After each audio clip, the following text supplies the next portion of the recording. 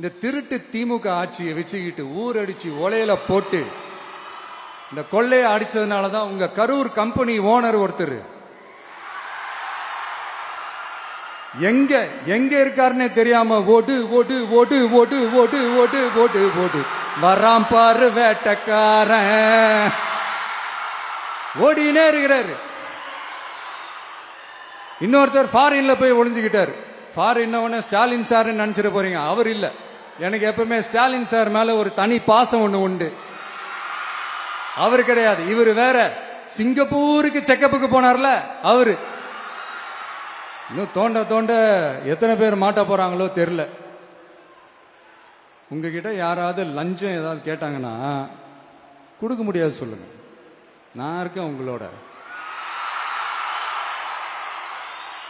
அப்படியே யாராவது ஃபோர்ஸ் பண்ணாங்கன்னா இது எங்க மகன், எங்க புள்ள, எங்க அண்ணன், எங்க தம்பி, எங்க விஜய், எங்க விஜயோட ஆட்சின்னு ஸ்ட்ராங்கா சொல்லுங்க. மக்களை நீங்க கூட இருக்கும் போது லஞ்ச ஊழல் மட்டும் இல்ல, அதிகாரத்தை வச்சு ஆட்டம் போடுற யாரா இருந்தாலும் அடங்கிடுவாங்க. இந்த கடமை கண்ணியம் கட்டுப்பாடுன்ட்டு ஒரு காலத்துல கொள்கையோடு இருந்த கட்சியெல்லாம் இன்னைக்கு எப்படி இருக்கான்னு உங்களுக்கே தெரியும். அதாவது இந்த டிவிக்கே கட்சியோட தலைவரை எதிர்க்கிறதுல ஒரு நியாயம் இருக்கு. ஏன்னா உங்க பொழப்புல மண்ணள்ளி போட்டான். என்ன இந்த ஊழல் லஞ்சம்லாம் பண்ண மாட்டேன்னு சொல்லி உங்க அரசியலே ஒரு தெருமுனைக்கு கொண்டாந்து விட்டான்.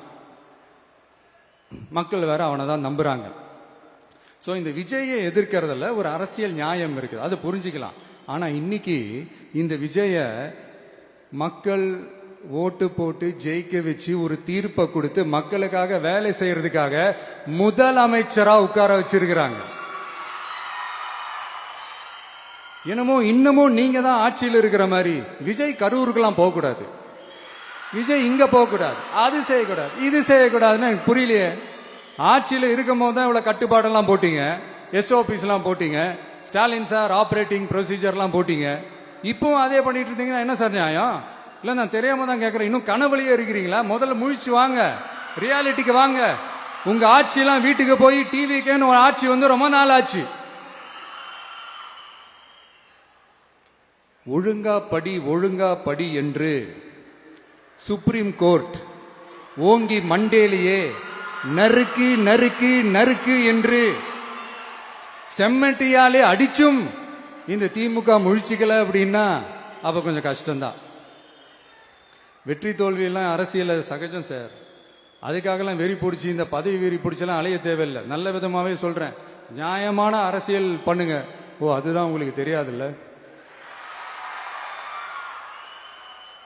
இந்த தீய சக்தி திருத்தவும் முடியாது, அவங்களா திருந்துவாங்கன்னு பார்த்தா அதுவும் நடக்க போறதில்ல. அதனால வரப்போற இடைத்தேர்தல மக்களே இந்த தீய சக்தி திமுகவை நல்லா வெச்சு வெளுத்து விடுங்க.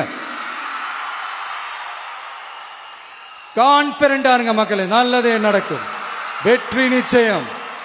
மீண்டும் சந்திக்கும் வரை நன்றி, வணக்கம்.